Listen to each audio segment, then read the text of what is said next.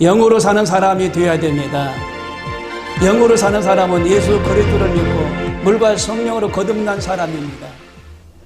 안녕하세요. 성경 로마서에 육신에게 져서 육신대로 살 것이 아니라 너희가 육신대로 살면 반드시 죽을 것이라되 영으로 몸의 행실을 죽이면 살리라. 무릇 하나님의 영으로 인도함을 받은 사람은 하나님의 아들이라 라고 말씀하셨습니다.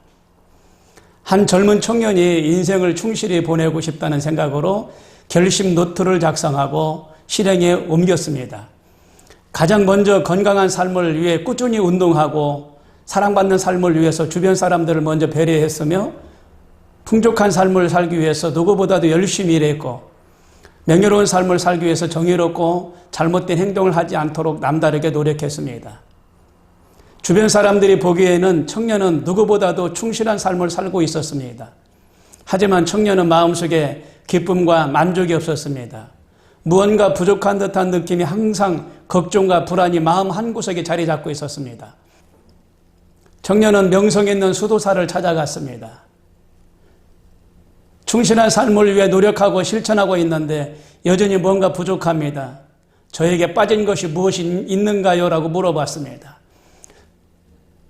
수도사는 청년의 결심 노트를 보고 말했습니다. 훌륭하고 일리가 있는 계획이네. 그런데 자네는 가장 중요한 것을 빠뜨렸네. 그리고 수도사는 청년의 리스트 맨 위에 한 줄을 더 적어주었습니다. 그것은 영혼의 평안이었습니다. 영혼의 평안. 죄로 물들 영혼이 하나님을 만나 구원받아 평안을 누리지 못하면 인간은 결국 불안할 뿐입니다. 오늘날 인간은 눈부신 과학 문명의 발달과 그 물질 문명의 혜택을 누리며 살아가지만 절망과 허무의 늪에 빠져 그 어느 때보다도 깊은 병에 시달리고 있습니다.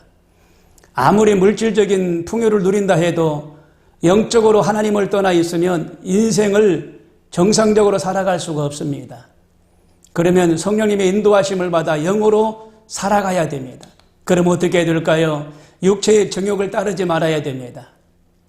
그동안에 육체의 정욕을 따라 자기의 삶을 자기가 살아왔는데 사람의 영혼은 육체를 옷 입고 살아갑니다.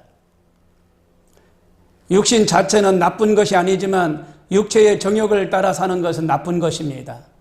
성령님을 늘 의지하여 육신의 생각을 버리고 하나님을 기쁘시게 하는 삶으로 인도함을 받아야 됩니다. 이 땅에 사는 동안 육신의 정욕에서 완전히 자유로울 수는 없지만 성령님을 의지하면 승리할 수가 있습니다. 혼을 따라 사는 생활을 단호히 물리쳐야 됩니다. 혼을 따라 사는 생활이란 인간 중심으로 사는 것을 말합니다. 이러한 사람은 이성으로 깨달아도 경험으로 증명된 사실만 인정합니다. 그러한 인간의 이성으로 성령의 역사를 모르고 또 하나님의 계시도 모르고 십자가와 구속의 의미도 전혀 알 수가 없습니다. 혼으로 사는 사람은 인간의 힘을 의지하여 동분서주하다가 한계에 부딪히면 쉽게 삶의 목적과 가치를 상실하고 말아버립니다. 그리고 허무와 절망에 빠집니다. 결국 죄책감과 허무와 죽음이라는 인생의 근본 문제를 해결하지 못합니다.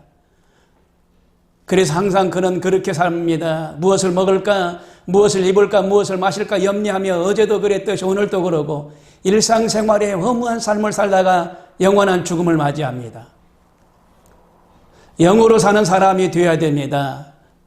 영으로 사는 사람은 예수 그리스도를 믿고 물과 성령으로 거듭난 사람입니다. 죄는 도덕적인 죄가 아니라 하나님을 떠난 것이 죄입니다.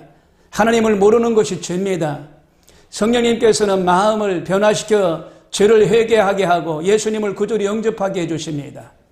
성령으로 아니하고는 누구든 예수를 주시라 할 수 없다라고 골로새서 12장 3절에 말씀하십니다.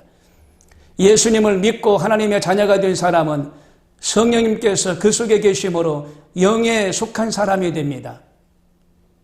저와 여러분은 영에 속한 사람입니다. 하나님의 말씀은 신령한 지혜와 지식과 판단과 능력을 주십니다.